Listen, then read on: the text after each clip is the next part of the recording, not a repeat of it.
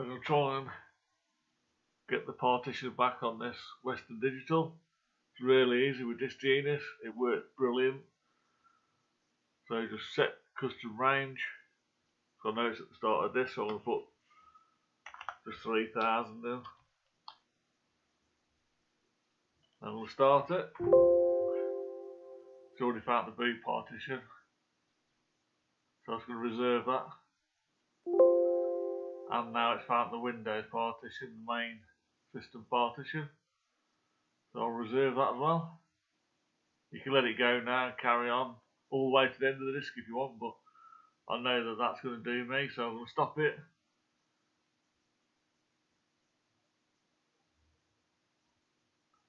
So you just have to save it and then it writes it to disk.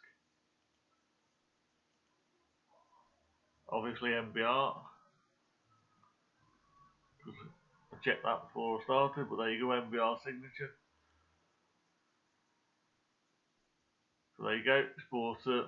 The auto plays, one for your system partition, for your boot partition, and then the Windows partition. And you can access the files that were on it. There you go. Really good tool that is, brilliant.